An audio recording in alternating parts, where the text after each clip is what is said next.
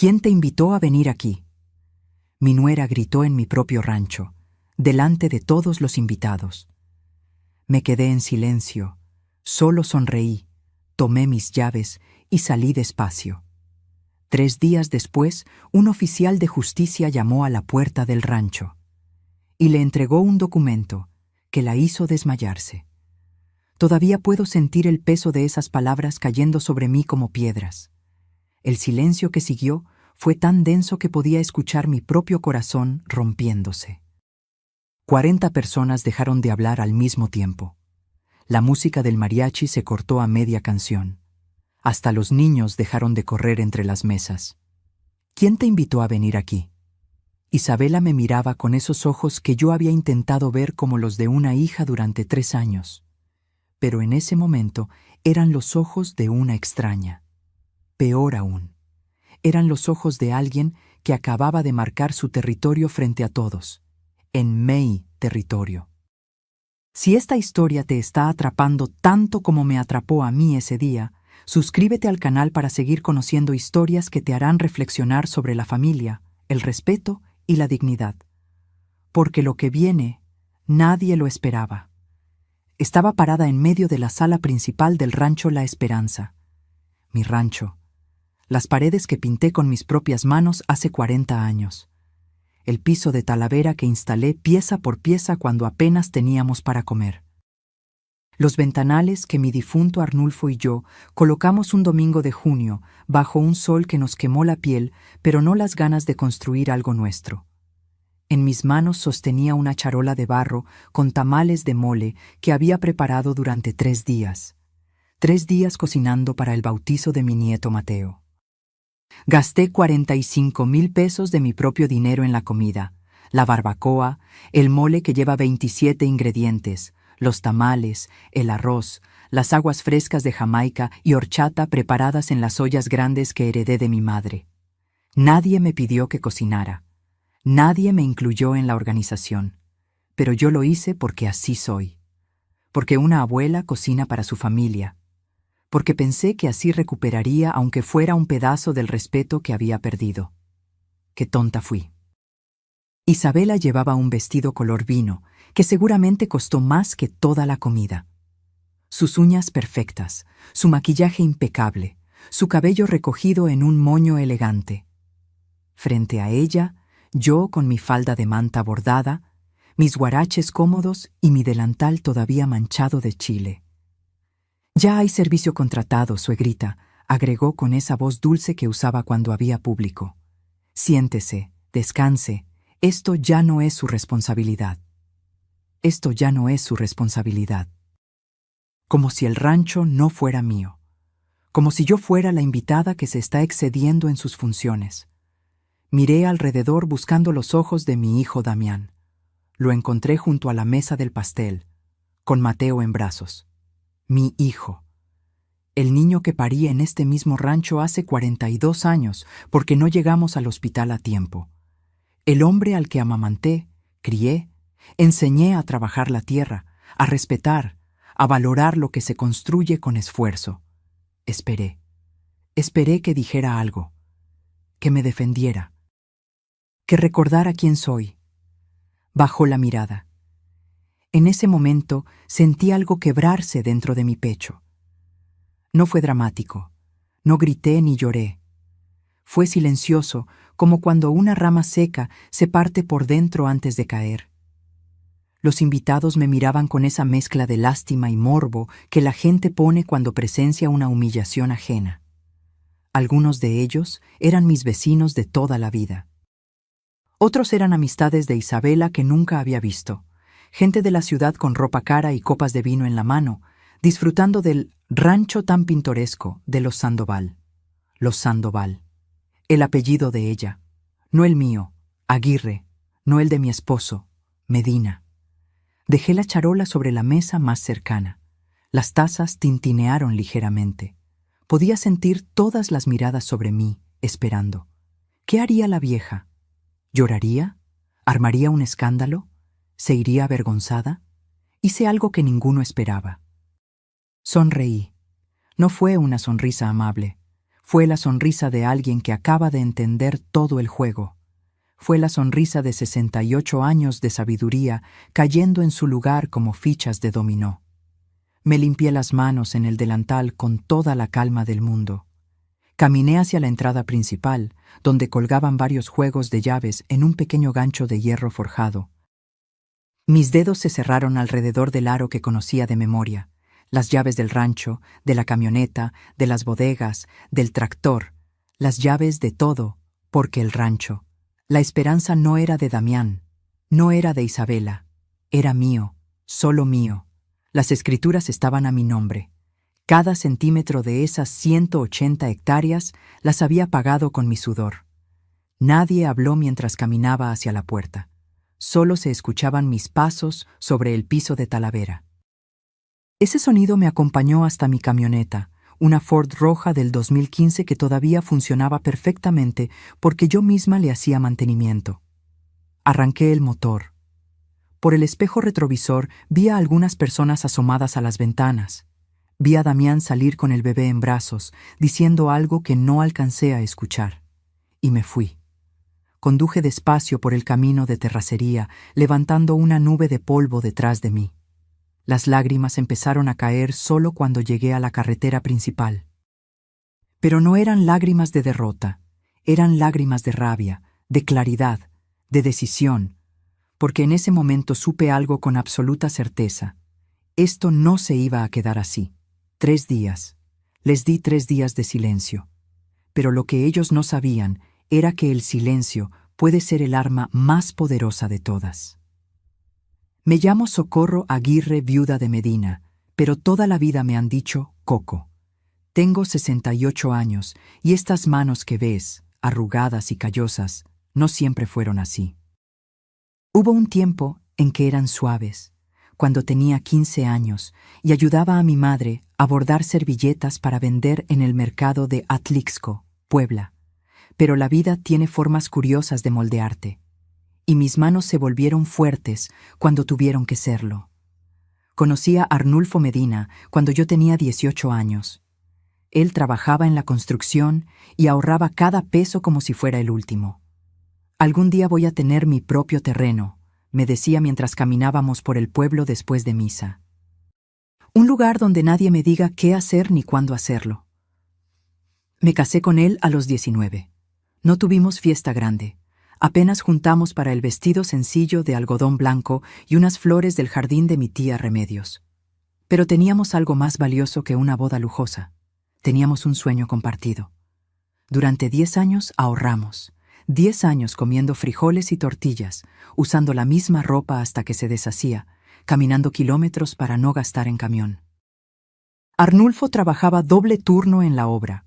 Yo limpiaba casas, lavaba ropa ajena, vendía tamales los domingos en el tianguis. Cada peso iba a una caja de metal que escondíamos debajo del colchón. En 1985 encontramos el terreno. 180 hectáreas en las afueras de Tehuacán, tierra árida que nadie quería. El dueño anterior había intentado cultivar y se rindió. Nos lo ofreció en 85,000 pesos, una fortuna en ese entonces. Pedimos prestado a un usurero que cobraba intereses que te desangraban, pero firmamos el contrato. El rancho La Esperanza. Arnulfo eligió el nombre. «Porque es lo único que tenemos, vieja», me dijo abrazándome entre el polvo y las piedras. Esperanza de que esto valga la pena. Los primeros 3 años dormimos en una choza de madera y lámina. Cuando llovía, poníamos cubetas por todos lados para recoger el agua que se filtraba. En invierno nos tapábamos con costales porque no teníamos dinero para cobijas gruesas. Cocinaba en un fogón hecho con piedras y leña que yo misma recogía. Damián nació ahí, en esa choza, en 1984. No alcanzamos a llegar al hospital. Una partera del pueblo lo recibió mientras Arnulfo me sostenía la mano y yo mordía un trapo para no gritar. Mi hijo llegó al mundo sobre un petate, bajo un techo que apenas nos protegía del sol. Pero fuimos felices. Éramos pobres en pesos, pero ricos en propósito. Arnulfo trabajaba la tierra desde que salía el sol hasta que se escondía. Yo lo ayudaba cargando a Damián en el rebozo. Aprendimos todos solos, cómo preparar el suelo, qué sembrar, cuándo cosechar. Fallamos 1000 veces. Hubo temporadas donde perdimos todo y tuvimos que empezar de cero. Pero no nos rendimos. Poco a poco, muy poco a poco, la tierra respondió. Primero fueron hortalizas básicas, luego maíz. Después compramos 4 vacas con un préstamo que pagamos en 2 años. Las vacas tuvieron crías. Vendimos la leche. Compramos más animales. Tardamos 15 años en pagar los 85,000 pesos iniciales. 15 años de levantarnos a las 4 de la mañana. 15 años sin vacaciones, sin lujos, sin descanso.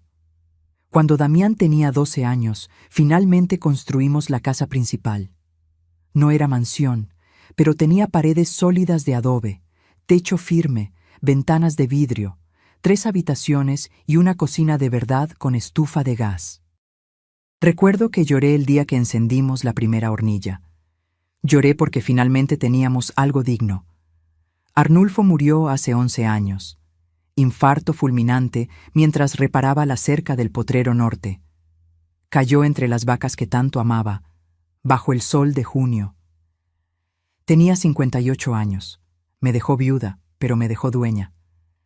Las escrituras siempre estuvieron a mi nombre, desde el principio. Arnulfo insistió: si algo me pasa, Coco, que nadie pueda quitarte lo que construimos. Firmé esos papeles con mano temblorosa en la notaría de Tehuacán, sin imaginar que 30 años después, esa firma sería mi salvación. Seguí sola. Contraté peones para las cosechas. Aprendí a manejar el tractor. Sembré aguacate, que en esta región crece como bendición.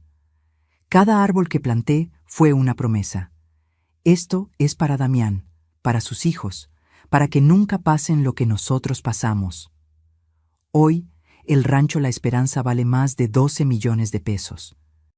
Las 180 hectáreas están sembradas de aguacate Hass que exportamos hasta Guadalajara. Tengo 32 cabezas de ganado, maquinaria agrícola, bodegas. La casa principal creció. Ahora tiene 5 habitaciones, 2 baños completos, sala amplia con esos ventanales que tanto trabajo nos costaron. Pero hay algo que vale más que todo eso junto. En el cajón de mi buró, envuelto en un paño de seda roja, guardo el reloj de bolsillo de mi abuelo Jacinto. Es de oro de 14 quilates, con una cadena gruesa y una tapa que tiene grabadas las iniciales JAR. Mi abuelo lo cargó durante la Revolución. Sobrevivió balaceras, hambre, persecuciones. Me lo entregó antes de morir. Cuídalo, Coquita. Es lo único que prueba que los Aguirre siempre hemos sido gente de palabra. Ese reloj vale, según el tasador, 280,000 pesos. Pero para mí no tiene precio. Es mi conexión con mi sangre, con mi historia, con quién soy. La tarde que salí del rancho después del grito de Isabela, ese reloj seguía en mi buró. Y 3 semanas antes había desaparecido. Cuando le pregunté a Isabela si lo había visto, me miró con esos ojos inocentes. Ay, suegrita, usted y sus cosas. Seguramente lo guardó en otro lado y ya no se acuerda. Ya sabe cómo es a su edad. A su edad. Como si mis 68 años fueran sinónimo de senilidad. Como si no recordara perfectamente dónde puse cada cosa en mi casa. Pero ese día, manejando hacia el pueblo con las lágrimas secándose en mis mejillas, tomé una decisión. No iba a quedarme callada.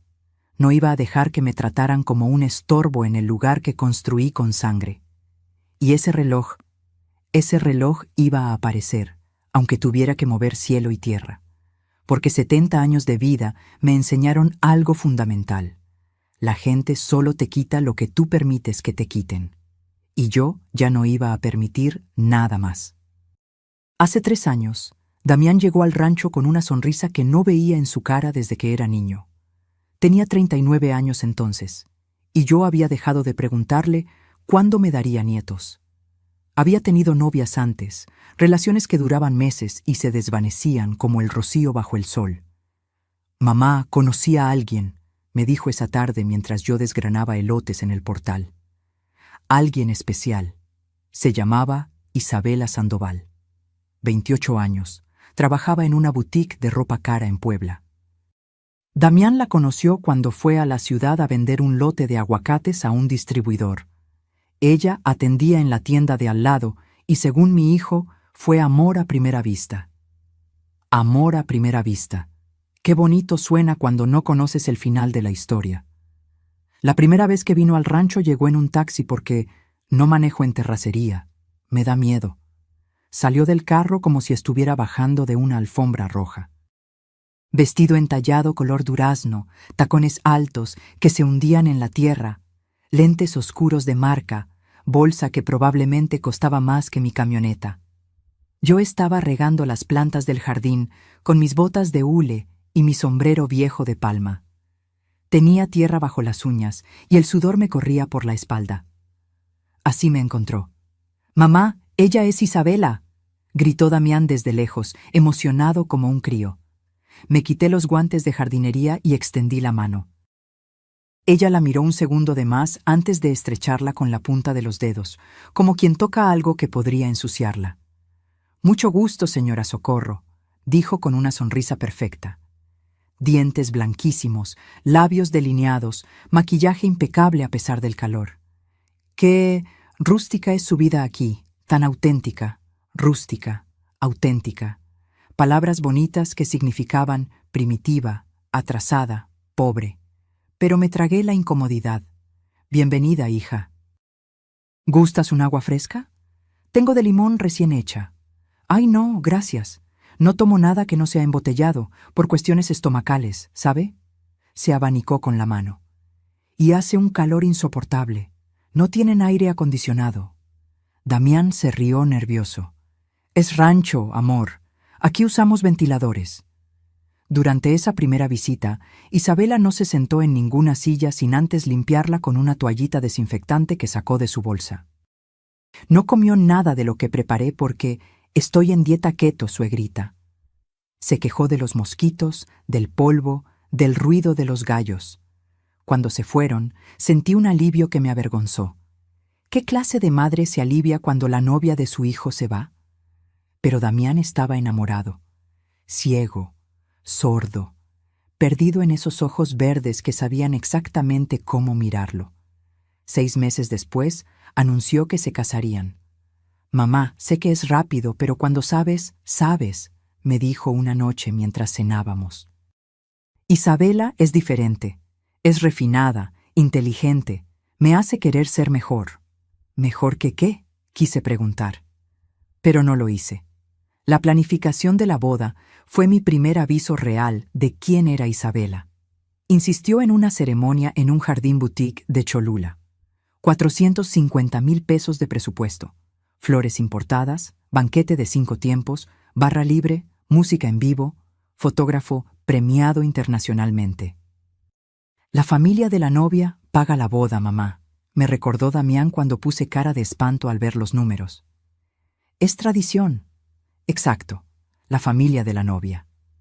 Pero cuando llegó el momento, Isabela vino con una historia perfectamente ensayada. «Ay, suegrita, mis papás están pasando por una crisis económica terrible. El negocio de mi padre quebró. No tienen ni para ayudar». Lloró, lágrimas reales rodando por sus mejillas de porcelana. «No quiero una boda pobre», sollozó. «Es el día más importante de mi vida, pero entiendo si no se puede». Damián me miró con esos ojos de niño que pedía permiso para ir a la feria. Y yo, como la tonta que fui, saqué 225,000 pesos de mis ahorros. La mitad de la boda. «Es mi único hijo», me justifiqué con mi comadre Estela cuando me sermoneó por hacerlo. «Y si la hace feliz». El día de la boda fue hermoso, no lo niego. Isabela parecía una actriz de telenovela con su vestido de encaje francés. Damián no dejaba de mirarla como si no pudiera creer su suerte. Pero hubo algo que me inquietó desde la ceremonia: la familia de Isabela, o mejor dicho, la ausencia de ella. «Están peleados», explicó cuando Damián preguntó por qué solo vinieron 2 primas lejanas. «Ya sabe cómo son las familias, suegrita. Envidias, rencores viejos. Preferí no invitarlos para evitar dramas. Una mujer que se casa sin su familia, sin padres, sin hermanos, sin tíos cercanos. Solo 2 primas que se fueron antes del brindis. Debí haberlo visto entonces. Las señales estaban ahí, brillantes como luces de alerta. Pero estaba tan ocupada tratando de ser la suegra perfecta, la que no se mete, la que acepta, la que da espacio, que ignoré lo que mis tripas me gritaban. 3 semanas después de la boda, Isabela y Damián tocaron mi puerta con maletas. «Mamá, solo será temporal», dijo mi hijo, «mientras construimos nuestra casa en el terreno que me apartaste». 6 meses máximo. 6 meses. Ese temporal ya llevaba 2 años y medio, cuando Isabela me gritó frente a todos los invitados. Y en ese tiempo, vi cómo mi hijo se transformó en alguien que ya no reconocía. Cómo mi casa dejó de ser mía. Cómo mi vida se fue encogiendo hasta que yo era una sombra en mi propio hogar. Pero el día que tomé esas llaves y salí del rancho, algo cambió. Porque finalmente entendí que Isabela no había llegado a mi vida por amor a Damián. Había llegado por algo mucho más simple y mucho más viejo: la codicia. Los cambios no llegaron como tormenta. Llegaron como la niebla, despacio, silenciosa, hasta que un día no puedes ver lo que tienes enfrente.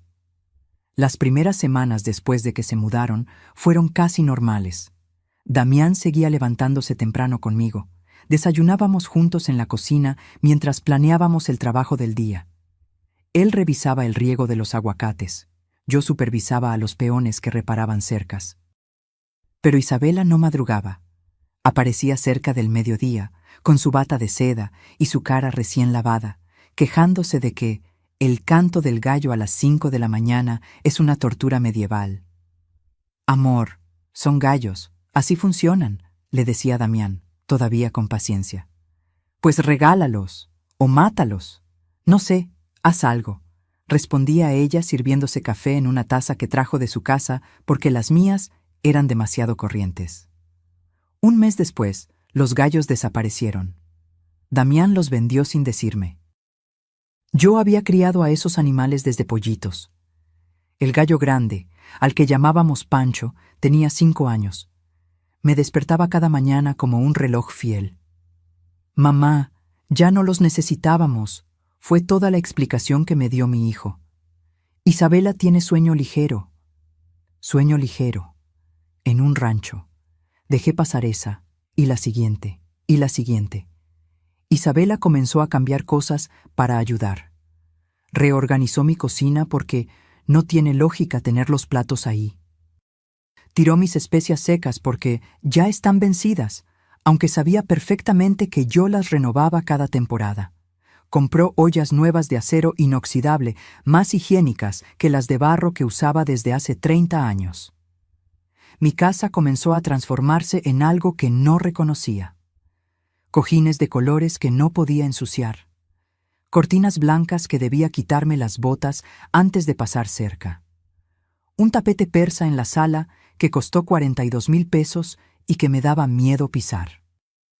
«Es que quiero que esto se vea más presentable, suegrita», explicaba Isabela, «por si vienen visitas importantes». ¿Visitas importantes? En 30 años, las únicas visitas que recibíamos eran vecinos del pueblo y compradores de aguacate. Damián empezó a llegar tarde al trabajo en el campo. Primero 15 minutos, luego 1 hora. Después ya no llegaba hasta el mediodía. «Isabela necesita que la acompañe al doctor», me decía. O «tiene cita en el salón de belleza y no quiere ir sola». «Yo vamos a ver muebles para nuestra futura casa», la casa que nunca empezaron a construir. Lo vi adelgazar de preocupaciones que antes no tenía. Isabela quería cosas, siempre quería cosas. Un coche nuevo porque la camioneta huele a campo. Ropa porque no puedo usar lo mismo 2 veces en sus eventos. Joyas porque todas sus amigas tienen. ¿Cuáles amigas? ¿Cuáles eventos? Mi hijo comenzó a desaparecer frente a mis ojos. El hombre que reía arreglando tractores ahora fruncía el ceño viendo su celular. El que antes me contaba todo ahora contestaba en monosílabos. y cuando intentaba hablar con él a solas, Isabela aparecía. Siempre. ¿De qué hablan?, preguntaba con esa sonrisa. No me excluyan, somos familia. Familia. Esa palabra que usaba como llave para abrir todas las puertas y como cadena para cerrar las que le convenía. Empecé a escuchar susurros. Los sorprendía en su habitación, hablando en voz baja. Cuando yo pasaba, se callaban. Cuando preguntaba, «Nada, mamá, cosas de pareja». Una tarde, Isabela organizó una comida en el rancho sin avisarme. Llegué del pueblo con las compras y encontré mi sala llena de mujeres desconocidas. Vestidos de marca, uñas perfectas, risas ensayadas. «¡Ay, suegrita! ¿Ya llegó?», dijo Isabela como si yo fuera la que no debía estar ahí. «Son mis amigas de Puebla. Les estaba enseñando el rancho». El rancho. Una de ellas, con lentes de sol que no se quitaba ni adentro, preguntó, «¿Y esta señora es...?» Isabela ni siquiera volteó a verme. «Es Coco, la mamá de mi esposo. Vive aquí con nosotros. Vive aquí con nosotros. En mi casa, en mi rancho, en la propiedad que compré con mi dinero». Esa noche, por primera vez en años, lloré sola en mi habitación. Lloré en silencio, tapándome la boca con la almohada para que no me escucharan. Porque darme cuenta de que estaba perdiendo a mi hijo dolía más que cualquier trabajo físico que hubiera hecho en mi vida. Pero lo peor aún no había llegado. Una mañana busqué el reloj de mi abuelo para llevarlo al joyero del pueblo. Quería que le cambiaran la cadena que estaba desgastándose.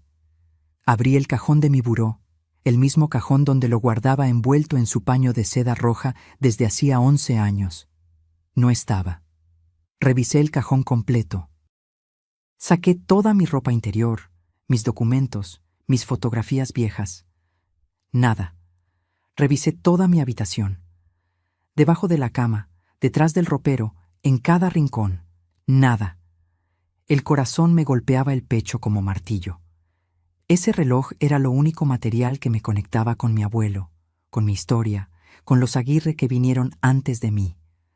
Salí de mi habitación temblando. Encontré a Isabela en la cocina, pintándose las uñas en mi mesa. «Isabela, ¿has visto un reloj de oro?», estaba en mi cajón. Levantó la vista con expresión de absoluta inocencia.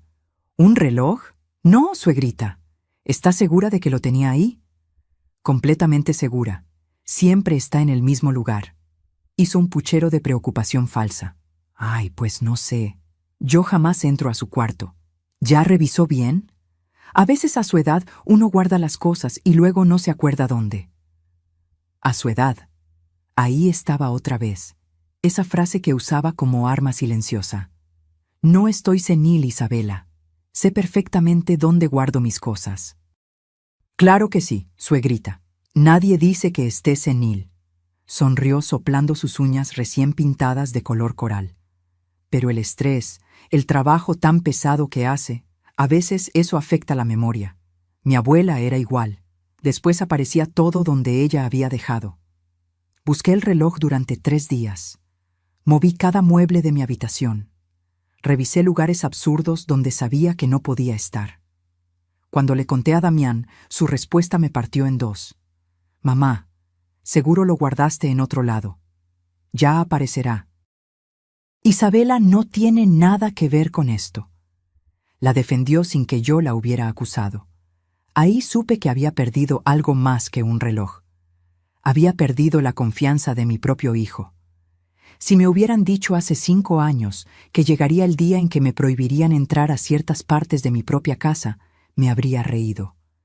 Pero la vida tiene formas retorcidas de humillarte cuando menos lo esperas. Todo empezó con la remodelación. Isabela convenció a Damián de que la sala necesitaba modernizarse. Según ella, los muebles de madera que Arnulfo y yo compramos en Tonalá eran anticuados y deprimentes.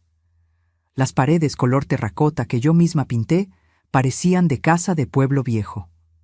«Mamá, solo será la sala», me dijo Damián una tarde.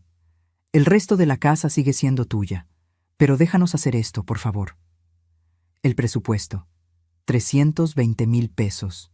320,000 pesos para cambiar una sala que no tenía nada de malo. Es un regalo para Isabela, insistió mi hijo. Está sacrificándose viviendo aquí en el rancho, lejos de todo. Es lo menos que podemos hacer. ¿Sacrificándose? ¿Viviendo gratis, comiendo gratis, sin pagar un solo servicio? Pero accedí, siempre accedía. La remodelación duró 2 meses. Trajeron un diseñador de Puebla que se paseaba por mi casa como si fuera un museo que lo ofendía personalmente. Tumbaron la pared que separaba la sala del comedor. Instalaron un piso flotante gris que costó una fortuna. Compraron un sofá modular color crema que, según Isabela, era de una marca italiana exclusiva. Cuando terminaron, mi sala parecía sala de revista. Fría, perfecta, ajena. Y entonces llegaron las reglas. «Suegrita, por favor no entre con sus botas de trabajo», me dijo Isabela el primer día, bloqueándome físicamente la entrada. «El piso nuevo se raya facilísimo, déjelas afuera. Mis botas, las que uso para trabajar mi tierra, en mi casa». «Claro», respondí quitándomelas. Entré en calcetines. Me senté en una esquina del sofá nuevo, con cuidado de no tocarlo demasiado. «Ay, y tampoco con ropa sucia del campo, ¿sí?», agregó señalando mi pantalón de mezclilla manchado de tierra. «Es que la tela del sofá se mancha con nada». Así fue como dejé de entrar a mi propia sala. Pero eso fue solo el principio. Isabela contrató a una muchacha del pueblo para ayudar con la limpieza. Se llamaba Lupita, tenía 19 años y necesitaba el dinero para estudiar. Le pagaban 3,500 pesos a la semana. ¿Quién pagaba? Yo. Porque sale de los gastos de la casa, mamá, me explicó Damián. Los gastos de mi casa, con mi dinero. Un día llegué temprano del pueblo y escuché a Isabela dándole instrucciones a Lupita. La señora Socorro es muy obstinada.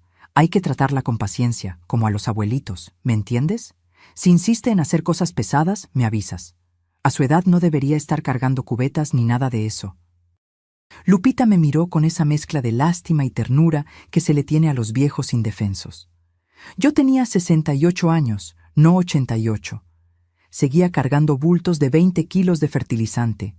Seguía subiendo escaleras. Seguía trabajando de sol a sol. Pero Isabela había plantado la semilla. Coco está vieja. Coco ya no puede. Coco necesita que la cuiden. Las cenas se volvieron campos minados. Una noche, Isabela invitó a una pareja de la ciudad. Él era arquitecto, ella decoradora de interiores. Gente importante, según mi nuera. Puse la mesa como toda la vida. Platos de cerámica de Oaxaca, vasos sencillos, cubiertos comunes. Preparé pollo en mole verde con arroz blanco, mi especialidad. Cuando nos sentamos, noté que Isabela me miraba con una sonrisa tensa. «Suegrita», me dijo con esa voz de maestra regañando a un niño. «El tenedor de ensalada va del lado izquierdo, junto al plato. Y la cuchara sopera del lado derecho, junto al cuchillo». Los invitados bajaron la mirada a sus platos. Damián se aclaró la garganta incómodo. Yo había puesto los cubiertos como los ponía desde hace 50 años. Nadie se había quejado nunca. «Ay, perdón», murmuré sintiendo el calor subirme al rostro. «No se preocupe», continuó Isabela con falsa dulzura. «Es que cuando uno no está acostumbrado a ciertas formalidades... Pero nunca es tarde para aprender, ¿verdad?», me corrigió. Frente a extraños, en mi propia mesa. Damián comió en silencio, sin defenderme. Las humillaciones se hicieron más frecuentes, más sutiles, más venenosas. Isabela comenzó a organizar eventos en el rancho sin consultarme. Un día llegaba y había una sesión de yoga en mi jardín con 10 mujeres desconocidas. Otro día, una reunión de networking en el portal con 20 personas bebiendo vino caro y comiendo quesos que yo no había comprado. «¿No te avisó Damián?», preguntaba con inocencia cuando yo protestaba. «¡Ay, qué mal! Es que con tanto que hacer se le olvidan las cosas al pobre». El pobre. Mi hijo de 42 años convertido en el pobre que necesitaba que su esposa lo disculpara. El día más doloroso fue un viernes de octubre. Llegué de revisar el ganado al norte del rancho.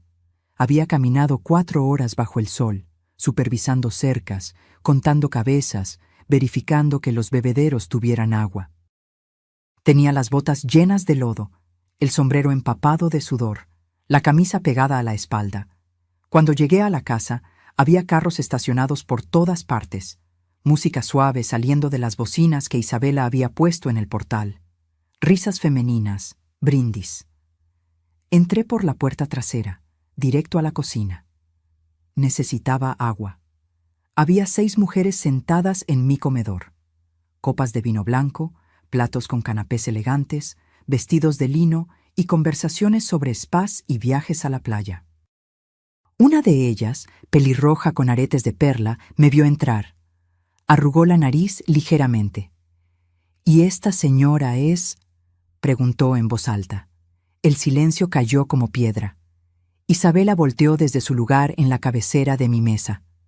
Me miró de arriba a abajo, mis botas sucias, mi ropa empapada, mi cara roja por el sol, y sonrió.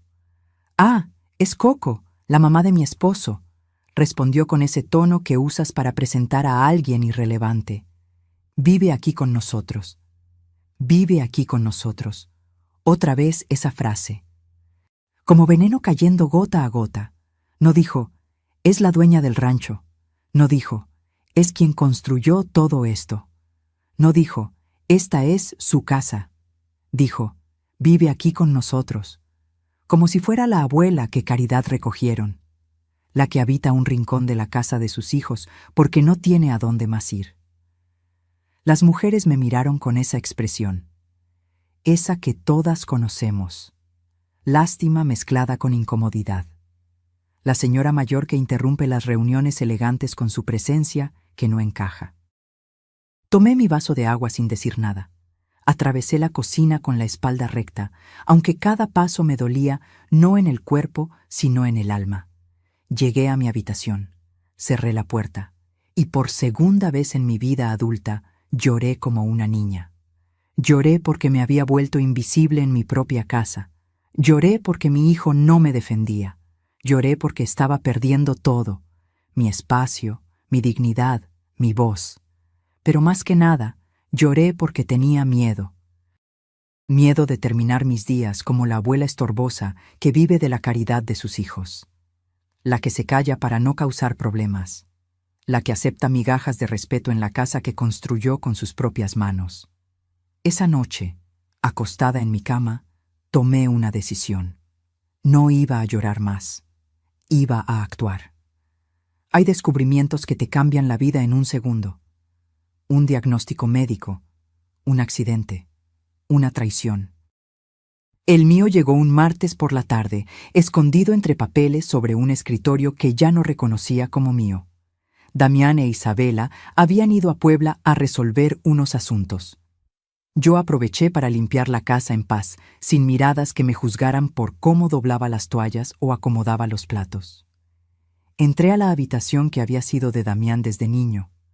Ahora era su oficina, llena de archiveros metálicos y un escritorio de cristal que costó 23,000 pesos. Iba a pasar solo el trapo, pero una carpeta manila sobre el escritorio me llamó la atención. Estaba abierta, como si alguien la hubiera estado revisando y salió con prisa. No soy de revisar cosas ajenas. Arnulfo me enseñó que la confianza es el pegamento de las familias, pero algo en mi estómago se retorció. Un presentimiento. Una alarma que llevaba meses sonando bajito y que finalmente decidí escuchar. Abrí la carpeta. El primer documento era una cotización de una inmobiliaria de Tehuacán. Tasación de propiedad rural, Rancho La Esperanza, fecha, 2 semanas atrás. Mis manos empezaron a temblar antes de terminar de leer. Valor estimado de mercado, 12,500,000 pesos.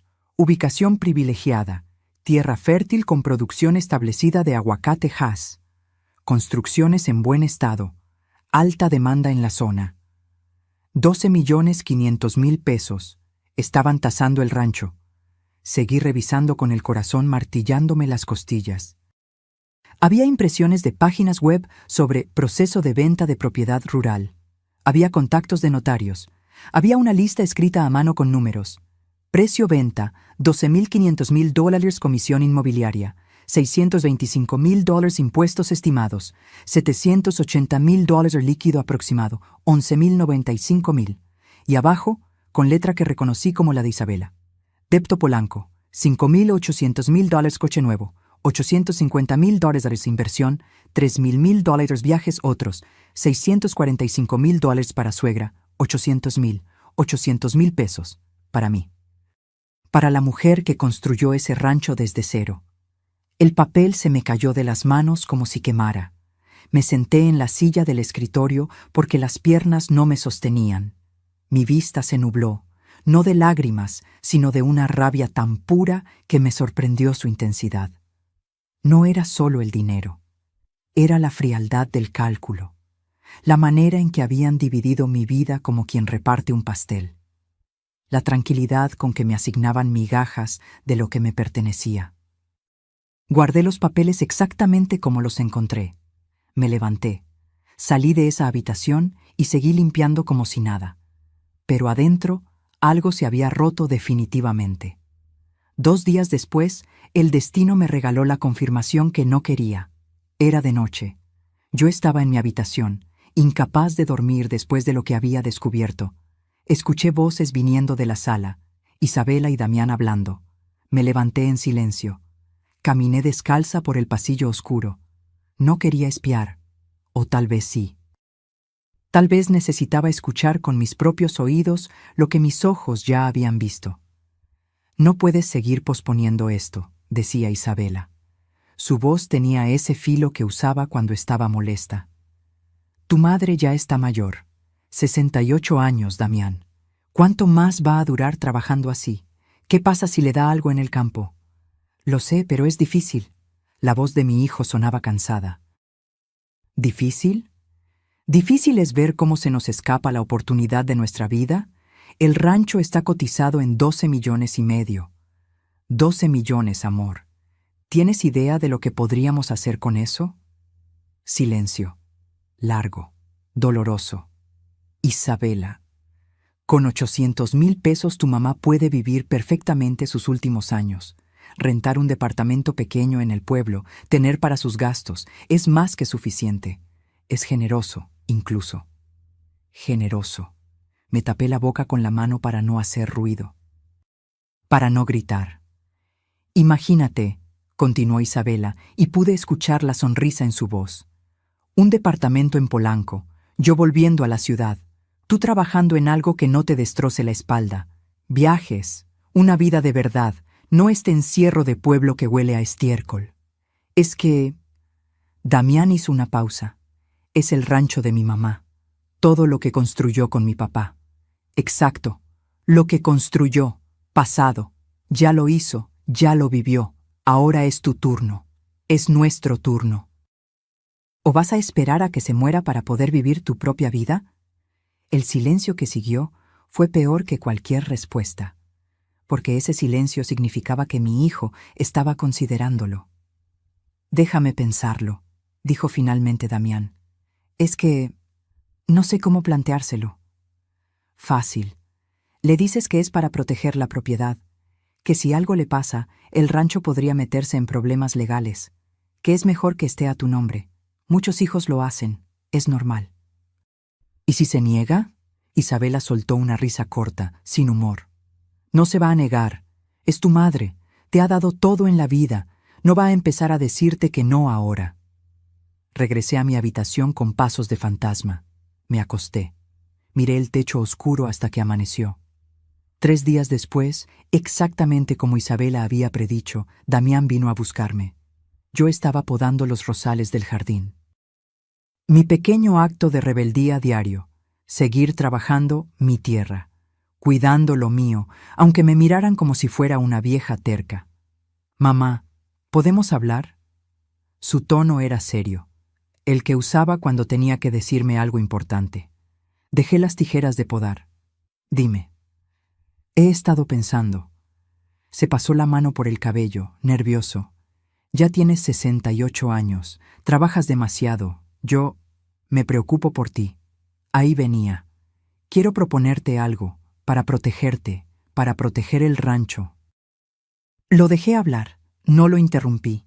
Escuché cada palabra de su discurso ensayado, que me transfiriera la propiedad a él, que legalmente sería más seguro, que si algo me pasaba, podría haber problemas con trámites, con impuestos, con herederos que de pronto aparecieran reclamando cosas. Que él era mi único hijo, mi heredero natural, que solo se adelantaría el proceso. Así tú te quitas ese peso de encima, mamá. Ya no tienes que preocuparte por papeles, por administración. Te dedicas a descansar, a disfrutar. Terminó de hablar. Me miró esperando mi respuesta. Yo me quité los guantes de jardinería despacio, los doblé con cuidado. Lo miré a los ojos. No.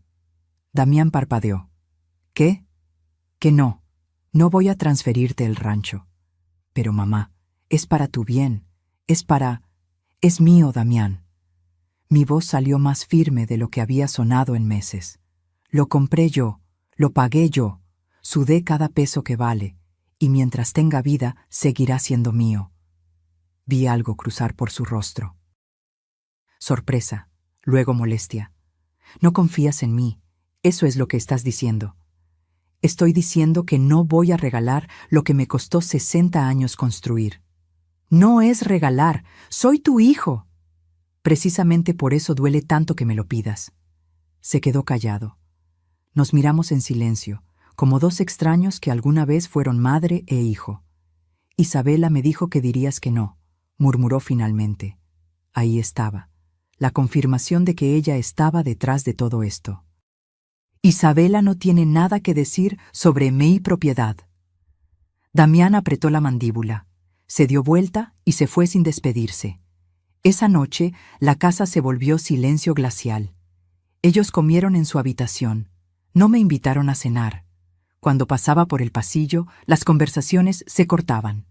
Y yo supe, con claridad absoluta, que la guerra había comenzado. Pero esta vez no iba a pelear sola y desarmada. Esta vez tenía un plan. Mateo nació un lunes de marzo. Me enteré por un mensaje de WhatsApp. Mamá, nació el bebé. 3.2 kilos. Todos bien. Ni siquiera me avisaron cuando Isabela entró en labor. Ni me llamaron para ir al hospital. Solo un mensaje frío, como quien notifica que llegó un paquete. Fui esa misma tarde. Compré un ramo de flores blancas y un osito de peluche en la tienda del pueblo. Manejé los 40 minutos hasta el hospital privado de Puebla, con el corazón galopándome de emoción. Mi primer nieto. La continuación de mi sangre. Un pedacito de Arnulfo, de mí, de todo lo que fuimos. Isabela estaba en una habitación privada que parecía hotel de lujo.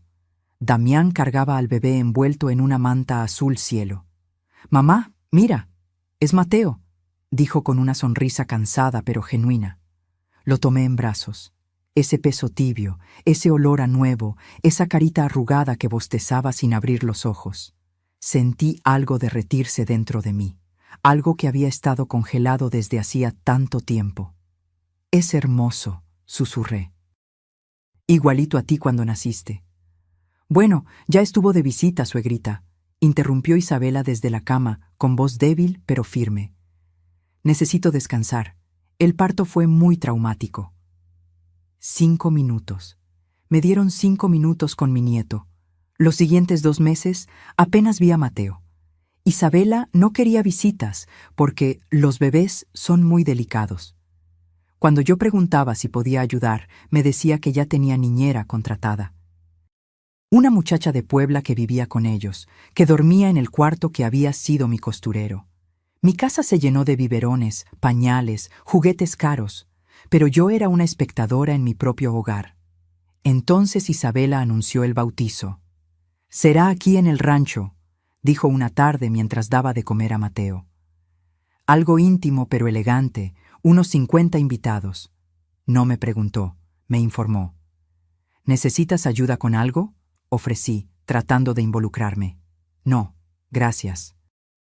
Ya contraté a un servicio de catering, y un decorador, y fotógrafo. Todo está bajo control. Bajo control. Todo menos yo. Me dolió no ser necesaria para el bautizo de mi propio nieto, pero decidí hacer lo único que sabía hacer bien: cocinar. Durante 3 días preparé comida. Mole poblano con el chocolate que compro en Oaxaca, el mismo que usé en la boda de Damián. Tamales de rajas con queso, de dulce, de frijol. Arroz rojo con verduras. Barbacoa que cociné toda la noche anterior en horno de tierra que cavé yo misma detrás de la casa. Aguas frescas de Jamaica, horchata y limón con chía. Gasté 45,000 pesos de mi dinero. No me importó. Era mi nieto. Mi familia. El día del bautizo amaneció perfecto. Cielo azul, temperatura agradable, ni una nube. La ceremonia fue en la parroquia del pueblo. Yo me senté en la tercera banca, detrás de los padrinos y la familia importante de Isabela, que milagrosamente sí vino a este evento. Llevaba mi vestido de lino beige, el más elegante que tenía, y zapatos cerrados que me apretaban los pies, pero me hacían ver presentable. Vi a mi nieto recibir el agua bendita. Vi a Damián orgulloso sosteniendo a su hijo. Vi a Isabela con un vestido blanco ceñido que probablemente costó lo que yo gasté en comida. Y luego volvimos al rancho para la fiesta. Cuando llegué, no reconocí mi propia casa. Habían puesto carpas blancas en el jardín, mesas con manteles de lino, arreglos florales enormes, una mesa de postres con torre de cupcakes, bocinas profesionales con música de jazz, meseros con chaleco negro sirviendo copas de champán. Mi comida estaba arrumbada en la cocina.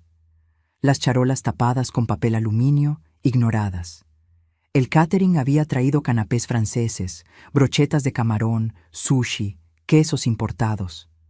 Nadie tocó mis tamales. Nadie probó mi mole. Me quedé parada en el umbral de mi cocina viendo mi trabajo de 3 días despreciado como sobras. «Ay, suegrita, no tenía que molestarse», dijo Isabela pasando a mi lado con Mateo en brazos. Le dije que ya tenía todo cubierto. Cubierto. Como si mis 3 días cocinando fueran un estorbo. Salí al jardín. Había gente por todas partes, invitados elegantes con copas de cristal. Niños corriendo entre las mesas, risas, música, celebración. En mi rancho. Pero yo era invisible. Intenté cargar a Mateo. «Cuidado, suegra. Tiene su ropón de bautizo. Es muy delicado. Costó 9,000 pesos. Intenté sentarme en una mesa. Estaban reservadas para los invitados especiales. Intenté ayudar sirviendo bebidas. Ya hay servicio para eso, señora». Me convertí en un fantasma en mi propia fiesta. Entonces decidí hacer lo último que me quedaba: traer la comida que preparé. Al menos los vecinos del pueblo, gente humilde que conocía de toda la vida, apreciarían un buen mole. Entré a la cocina. Tomé la charola más grande con tamales. Pesaba, pero la cargué con cuidado. Salí hacia la sala para llevarla al jardín. La sala estaba llena, 40 personas, tal vez más, todos de pie con sus copas, riendo, brindando. Crucé el umbral con mi charola, e Isabela me vio. Se hizo un silencio, no inmediato. Primero fue su voz cortando el aire como navaja. «¿Quién te invitó a venir aquí?» El mundo se detuvo. La música siguió sonando, pero ya no la escuché. Las conversaciones murieron. Todos los ojos cayeron sobre mí. Yo, parada en medio en mi sala, con una charola de comida que preparé con amor, en mi casa, en mi rancho.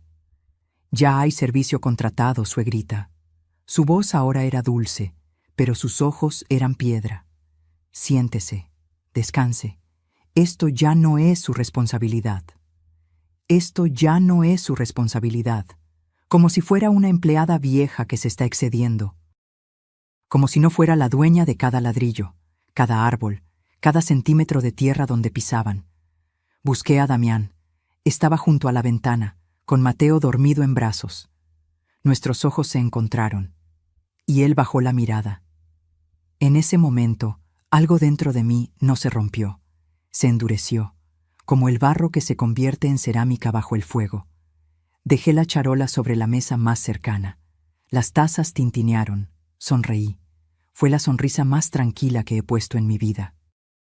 La sonrisa de alguien que acaba de tomar una decisión irrevocable. Caminé hacia la entrada. Tomé del gancho mis llaves, las de la camioneta, las del rancho, las de todo, y salí, despacio, con la espalda recta, con cada gramo de dignidad que me quedaba. Los escuché murmurar a mis espaldas. Sentí sus miradas clavadas como alfileres, pero seguí caminando. Subí a mi camioneta. Arranqué. Salí por el camino de terracería levantando polvo.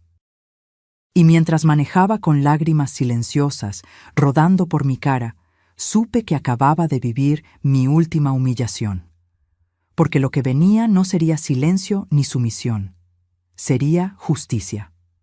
Manejé hasta la casa de mi comadre Estela sin saber exactamente por qué. Solo sabía que no podía quedarme en el rancho esa noche. No podía dormir bajo el mismo techo donde acababan de escupirme en la cara. Estela abrió la puerta y no preguntó nada. Me vio la cara y simplemente me abrazó. «Pasa, Coco». Tengo café recién hecho. Dormí en su cuarto de visitas, en una cama sencilla con sábanas que olían a lavanda. Por primera vez en semanas, dormí sin sobresaltos, sin escuchar pasos en el pasillo, sin sentir que cada respiración molestaba a alguien. Desperté antes del amanecer, como siempre, pero esta vez desperté diferente. Algo había cambiado durante la noche. Mientras dormía, mientras mi cuerpo descansaba, mi mente había estado trabajando, ordenando piezas, viendo el tablero completo. Me senté en la cama y agarré mi celular. Tenía 17 mensajes de WhatsApp. Damián. Mamá, ¿dónde estás? Damián. Isabela se pasó, ya hablé con ella. Damián. ¿Estás bien? Contesta, por favor. Damián. Los invitados se fueron, deberías regresar. Damián. Mamá, esto es tu casa también. No te vayas así. Tu casa también. No, es tu casa. No, regresa a tu rancho. Sino, tu casa también. Como si fuera compartida, como si yo fuera inquilina con derechos limitados. No contesté ningún mensaje. El día 2, los mensajes cambiaron de tono. Damián. Mamá, ya llevamos 2 días sin saber de ti. Estamos preocupados. Damián. Isabela dice que está arrepentida. Fue el estrés del bautizo. Damián. Voy a ir a buscarte al pueblo. Le respondí solo una línea. Estoy bien. Necesito pensar. Día 3. El tono de Damián se volvió desesperado. Damián. Esto ya es demasiado. Ven a casa. Podemos hablar. Damián. Mamá, contesta. Me tienes preocupado. Pero yo ya no estaba preocupada por tranquilizarlos. Estaba ocupada. Esa mañana, mientras Estela preparaba chilaquiles, hice una llamada. ¿Licenciado Ramiro Fuentes? El mismo. ¿Quién habla? Socorro Aguirre, la del rancho La Esperanza. Hubo una pausa. Doña Coco, qué gusto escucharla. ¿En qué puedo ayudarle? Ramiro Fuentes había sido el abogado de confianza de Arnulfo y mío durante 30 años. Un hombre de 63 años, serio, meticuloso, que nunca prometía lo que no podía cumplir. Nos ayudó con las escrituras del rancho, con los testamentos, con cada trámite legal que necesitamos. Ramiro, necesito que revises algo con urgencia. Y necesito discreción total. Tiene toda mi discreción, doña Coco, siempre. 2 horas después estaba en su oficina de Tehuacán, un lugar pequeño pero ordenado, lleno de libros de leyes y archiveros viejos. Le conté todo, sin adornos. Sin victimizarme, solo los hechos, los mensajes que escuché, los documentos que encontré, la tasación del rancho, el plan de venta, los 800,000 pesos que me querían dar. Ramiro escuchó en silencio, tomando notas en una libreta amarilla. Cuando terminé, se quitó los lentes y los limpió con un pañuelo. Lo hacía cuando estaba procesando algo serio. ¿Las escrituras siguen a su nombre únicamente?, preguntó. Sí, nunca las cambié. ¿Damián tiene algún poder notarial sobre la propiedad? No, nada. ¿Firmó algún documento últimamente que no haya leído completo?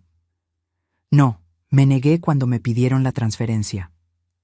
Ramiro asintió despacio, luego sonrió, una sonrisa pequeña pero significativa. Entonces, doña Coco, todavía tiene todas las cartas en la mano. Ellos no tienen ninguna. Pasamos 3 horas revisando documentos. Ramiro sacó las escrituras originales de su archivo.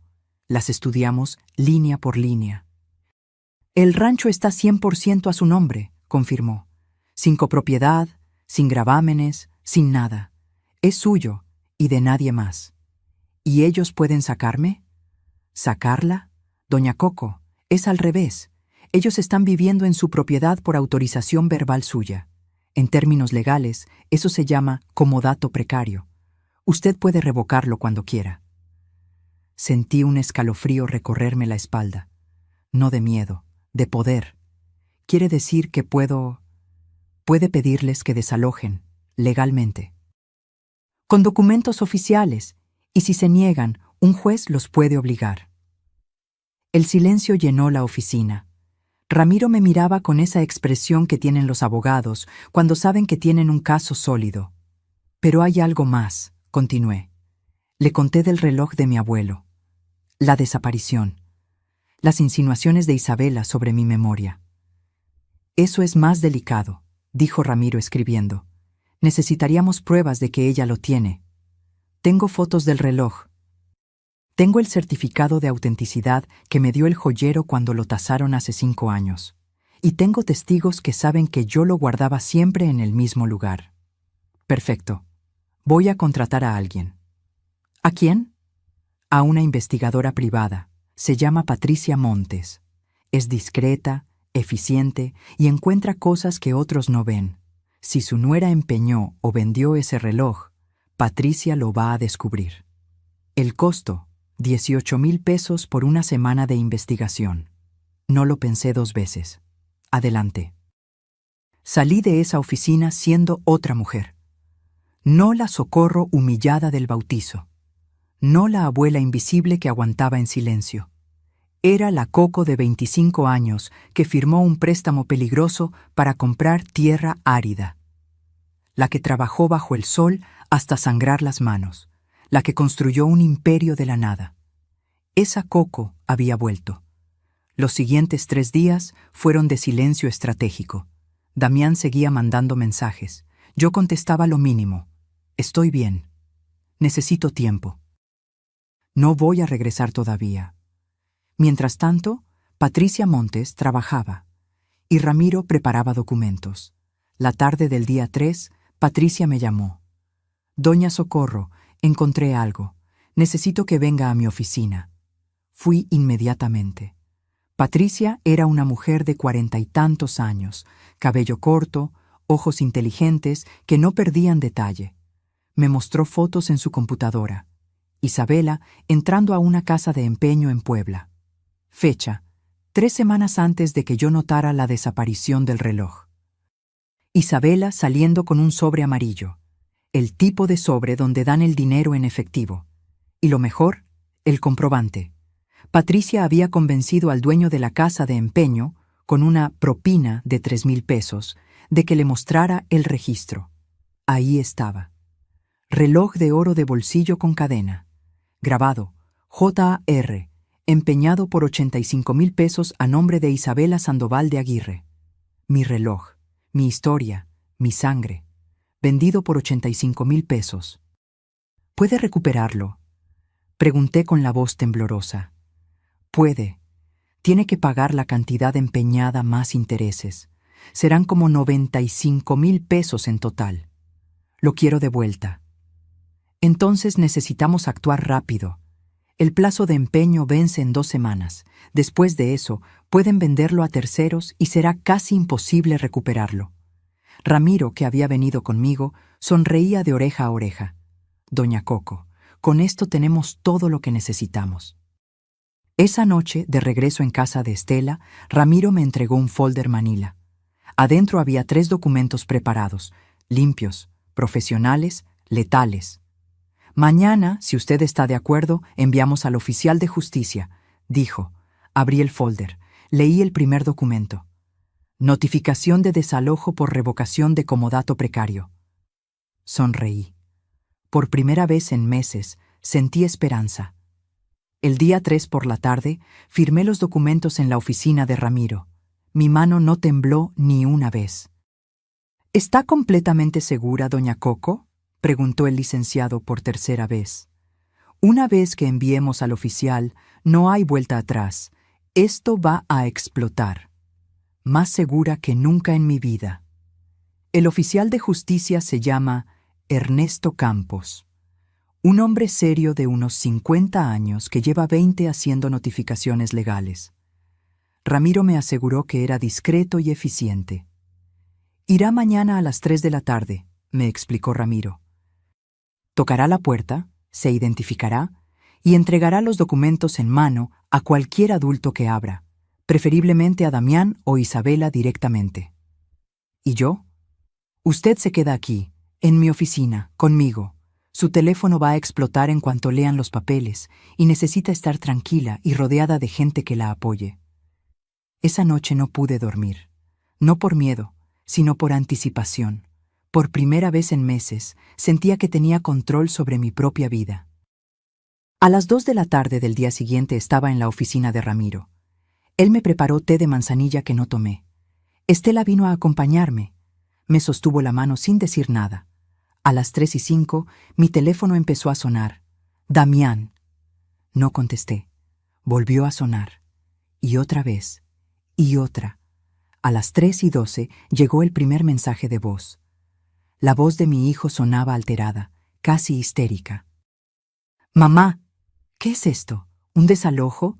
¿Nos estás sacando de la casa? Llámame ahora, ahora». Ramiro me quitó el teléfono de las manos. No conteste nada todavía. Deje que procesen. El teléfono no dejaba de vibrar. Llamada tras llamada, mensaje tras mensaje. A las 3:23, Ramiro recibió una llamada en su oficina. Atendió con voz profesional. Despacho Jurídico Fuentes, buenas tardes. Escuchó un momento. Una sonrisa pequeña apareció en su rostro. Sí, soy el abogado de la señora Socorro Aguirre. No puedo discutir los detalles por teléfono. La notificación es completamente legal. Tienen 15 días hábiles para desalojar voluntariamente la propiedad. Sí, puede venir mañana a las 10 si gusta, con su propio abogado si lo desea. Hasta luego. Colgó. Me miró. Era su hijo. Está furioso. Dice que esto es una locura, que usted está siendo manipulada, que cómo es posible. Le dije que viniera mañana a hablar civilizadamente. Mi teléfono volvió a sonar. Esta vez era un número que no tenía guardado.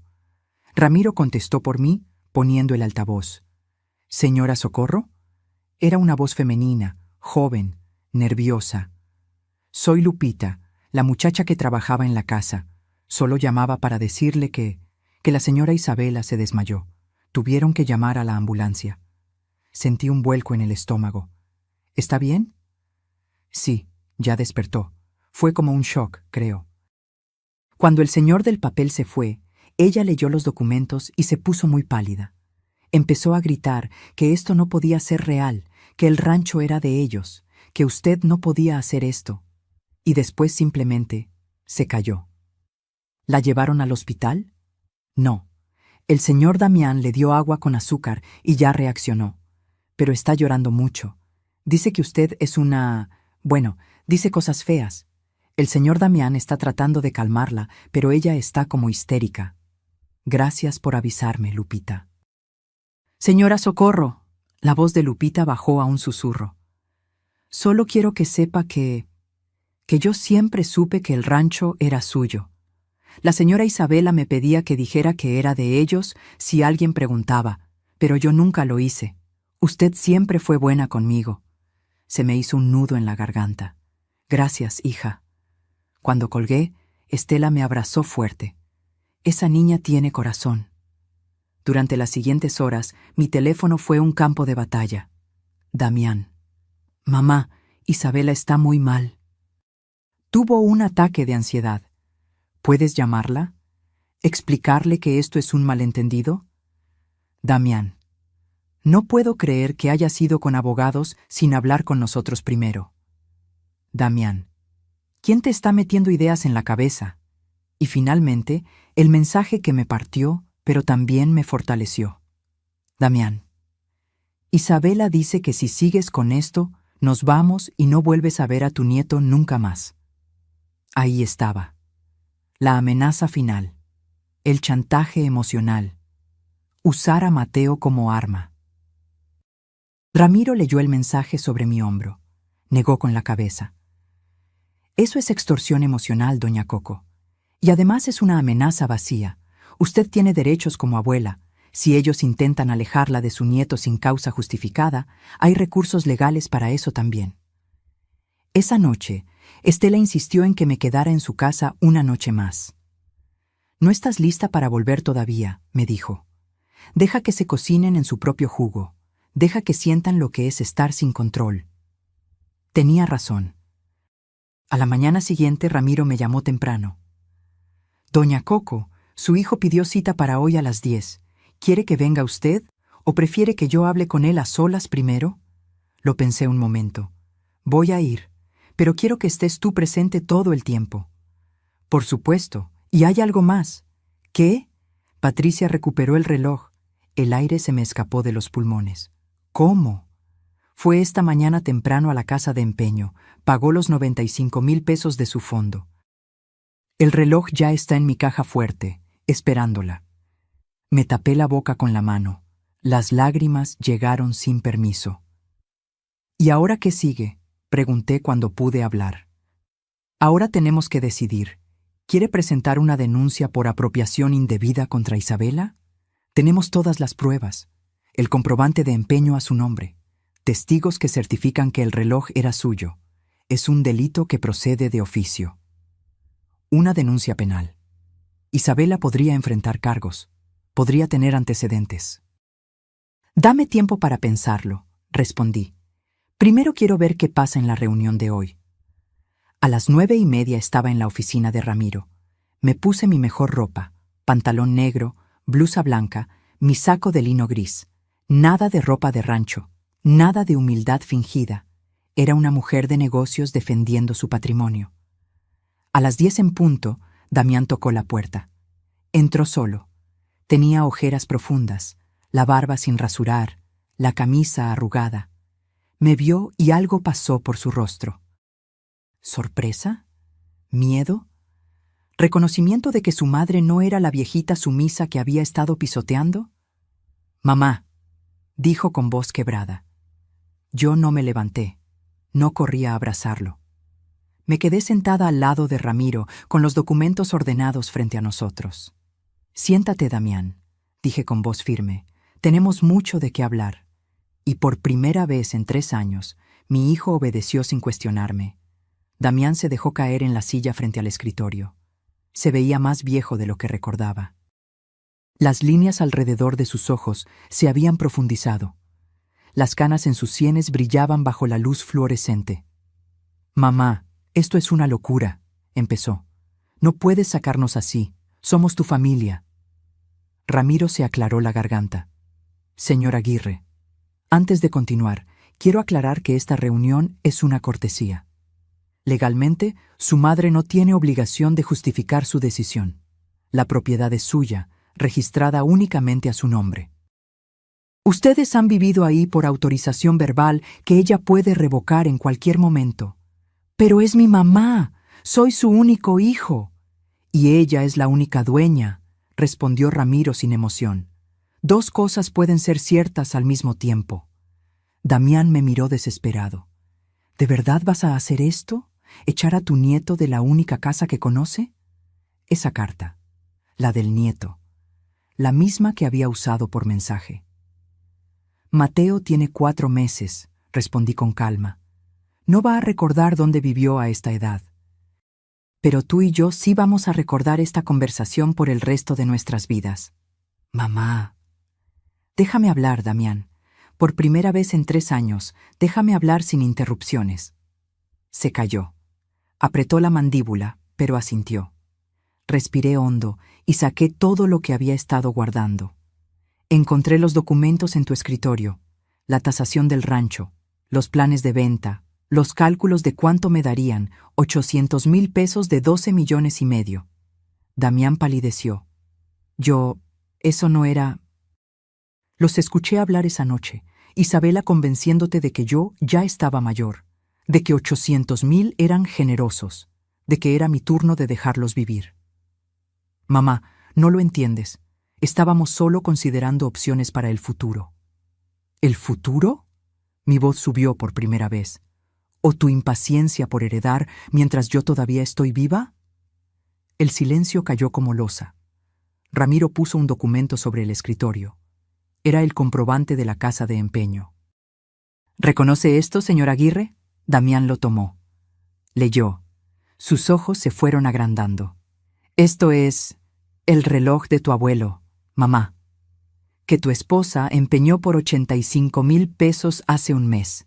El mismo reloj que desapareció de mi cajón. El mismo que ella dijo que yo seguramente guardé en otro lado por mi edad. Damián dejó caer el papel como si quemara. No puede ser. Isabela no haría... Lo hizo, interrumpió Ramiro.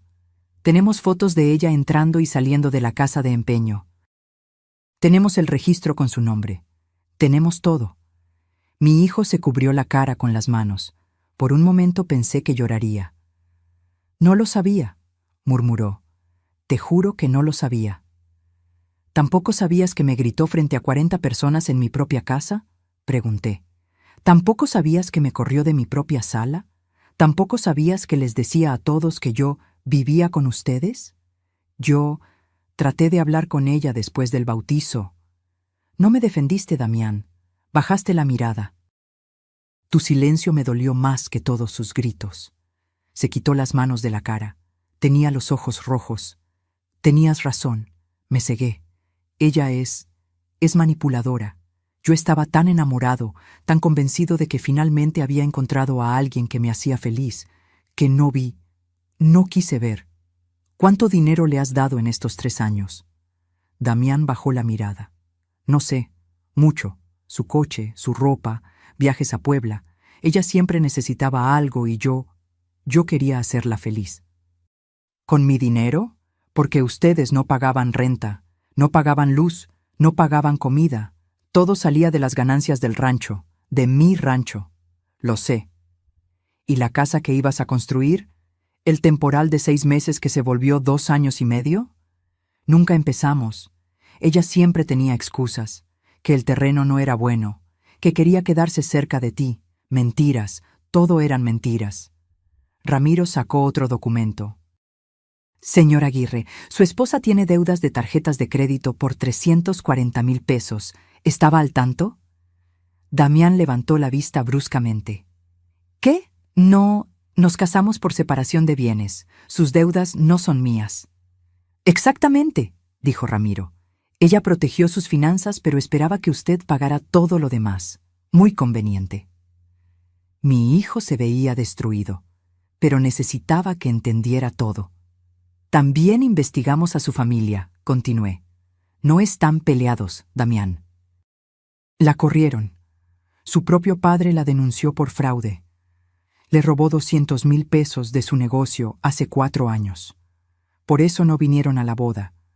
Por eso solo fueron 2 primas que ni la conocían bien. Damián se levantó de golpe. Caminó hacia la ventana. Se quedó ahí, de espaldas, con los hombros caídos. ¿Cómo pude ser tan estúpido?, susurró. No fuiste estúpido, dije con voz más suave. Fuiste humano. Querías amor, querías familia. Ella vio eso y lo usó. Se dio vuelta. Las lágrimas corrían por su rostro abiertamente. Lo siento, mamá. Dios, lo siento tanto. Te fallé. Dejé que te humillaran en tu propia casa. Dejé que te trataran como si fueras un estorbo. Yo no tengo perdón. Me levanté. Caminé hacia él. Por primera vez en meses, toqué a mi hijo. Puse mi mano en su hombro. Tienes que tomar una decisión, Damián. Y la tienes que tomar tú solo, sin mi presión, sin chantajes. ¿Qué decisión? ¿Vas a quedarte con ella o no? Damián cerró los ojos. Ya pedí el divorcio, esta mañana. Fui con un abogado antes de venir aquí. Me quedé sin aire. Cuando vi el documento de desalojo, continuó, algo se rompió. Entendí que había perdido a mi madre por una mujer que solo quería mi dinero, que me había convertido en alguien que no reconozco. Anoche no dormí. Solo pensaba en papá, en cómo nos enseñó a trabajar juntos, en cómo tú seguiste sola cuando él murió y nunca te quejaste. Y yo te cambié por alguien que ni siquiera me ama de verdad. ¿Y Mateo? Voy a pelear por la custodia compartida. No voy a dejar que lo use como arma contra ti. Es tu nieto. Tiene derecho a conocer a su abuela.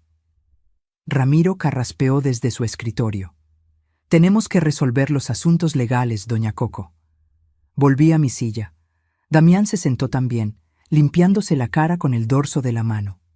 El desalojo, dije despacio, puede cancelarse con una condición. ¿Cuál? Preguntó Damián. Isabela se va, inmediatamente, hoy mismo si es posible. Tú te quedas si quieres, trabajas el rancho conmigo como antes, y nunca, nunca más vuelves a cuestionar de quién es esta tierra. Acepto, todo, lo que digas. Pero el rancho no será tuyo hasta que yo muera, y pienso vivir 30 años más. Una sonrisa triste apareció en su cara. Espero que vivas 40 más, mamá. Ramiro sacó otro documento. Y hay una cláusula más que la señora Socorro quiere agregar al testamento. ¿Cuál? Preguntó Damián. El rancho será tuyo cuando yo muera, expliqué, pero nunca podrás venderlo, solo heredarlo a tus hijos. Si intentas venderlo, la propiedad pasará automáticamente a una fundación para mujeres campesinas que yo misma voy a establecer. Damián asintió sin dudar. Me parece justo, más que justo. ¿Y el reloj? Preguntó Ramiro. Miré a mi hijo. ¿Sabías que Isabela lo empeñó? No, te lo juro por la memoria de mi padre. Si lo hubiera sabido, lo habría recuperado inmediatamente. Le creí. Vi la verdad en sus ojos. Entonces tú lo vas a recuperar, dije. Los 95,000 pesos que cuesta sacarlo del empeño los vas a pagar tú, de tu propio dinero, no del rancho, tuyo. Lo haré hoy mismo.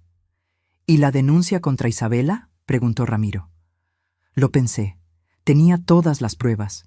Podía arruinarla legalmente. Pero ya había ganado lo que importaba. Mi hijo de vuelta, mi rancho asegurado, mi dignidad restaurada. No voy a denunciarla, dije finalmente. Pero quiero que sepa que podría haberlo hecho, que tuvo suerte de que yo sea mejor persona de lo que ella jamás será. Ramiro sonrió. Sabia decisión. 6 meses después, estoy sentada en el portal del rancho viendo el amanecer. Damián trabaja a mi lado otra vez. Se levanta temprano, desayunamos juntos, planeamos el día. Es como antes, pero mejor, porque ahora él entiende el valor de lo que tenemos. Isabela se fue ese mismo día. Armó un escándalo, gritó amenazas, prometió venganzas que nunca llegaron. El divorcio se finalizó en 4 meses. Damián tiene custodia compartida de Mateo. Cada 15 días, mi nieto viene al rancho. Lo cargo. Le canto. Le cuento historias de su abuelo Arnulfo. Y cuando sea más grande, le voy a enseñar a trabajar la tierra. A valorar lo que se construye con esfuerzo. El reloj de mi abuelo está otra vez en mi cajón, envuelto en su paño de seda roja. A veces lo saco y lo miro.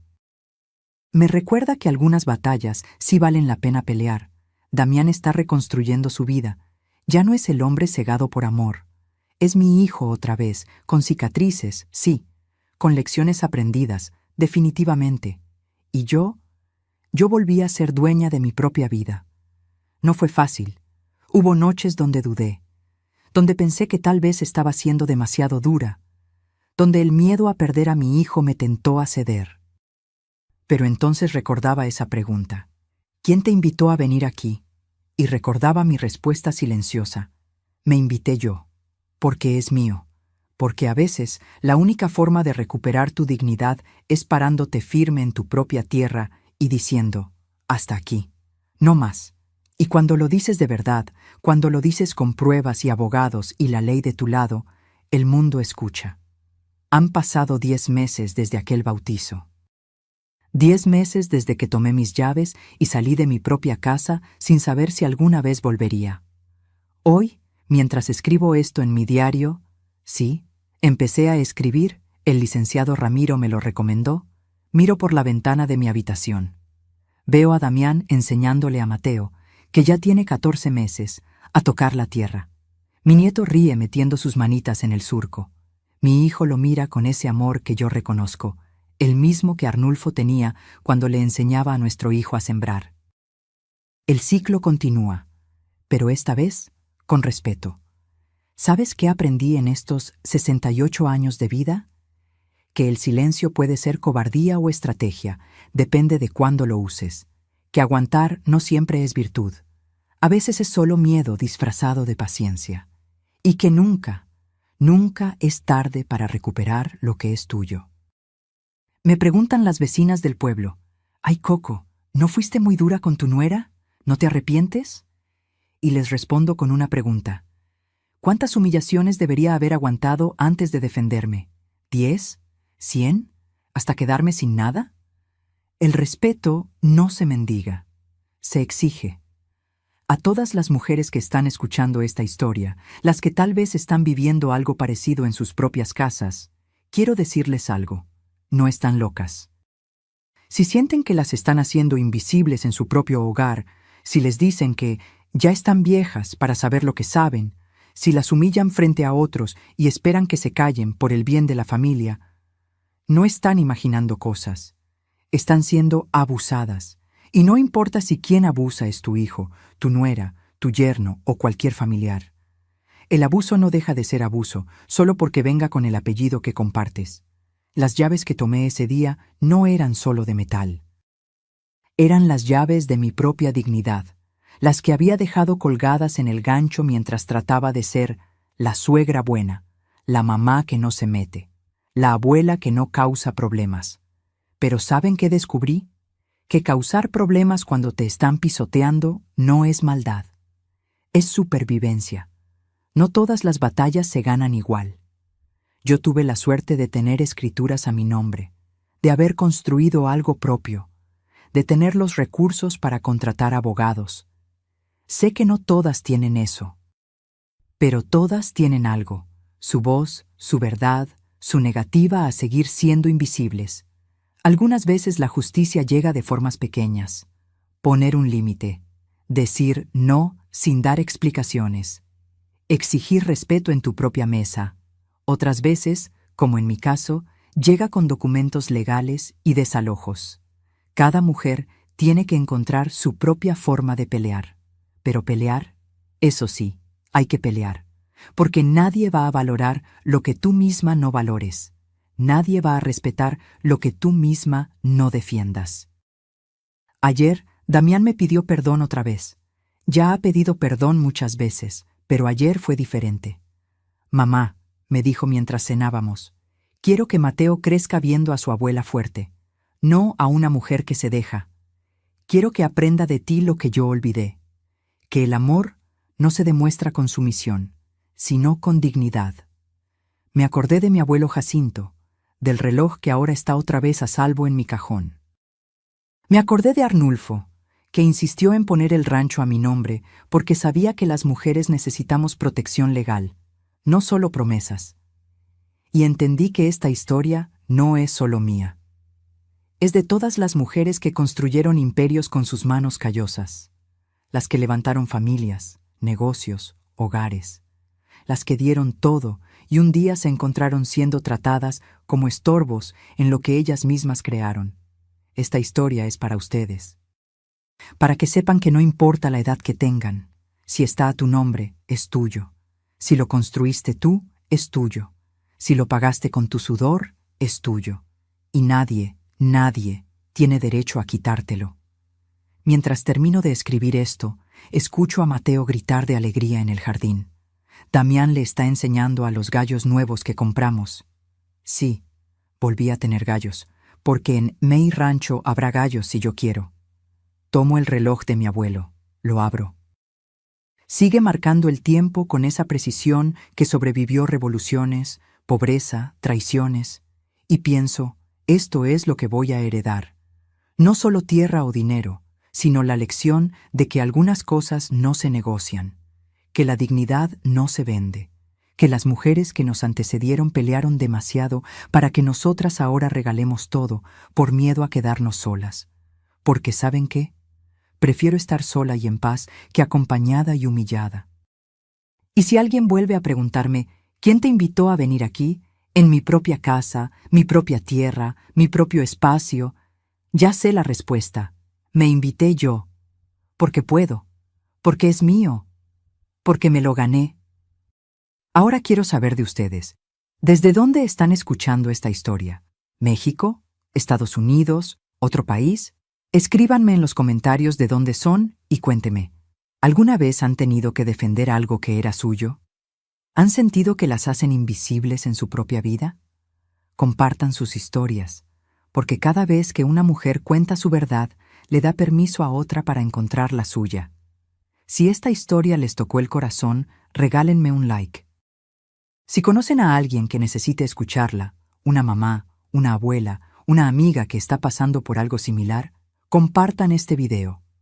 Porque estas historias no son solo para entretener, son para recordarnos quiénes somos cuando olvidamos nuestro propio valor. Y si aún no están suscritos al canal, los invito a que lo hagan. Aquí seguiremos compartiendo historias de mujeres que se levantaron, que pusieron límites, que recuperaron su dignidad. Porque todos necesitamos recordar, de vez en cuando, que nunca es tarde para tomar nuestras llaves y caminar con la frente en alto. Recuerden, las llaves más importantes que tienen no abren puertas, abren posibilidades, abren futuros, abren la jaula donde ustedes mismas se encerraron por amor, por miedo, por costumbre.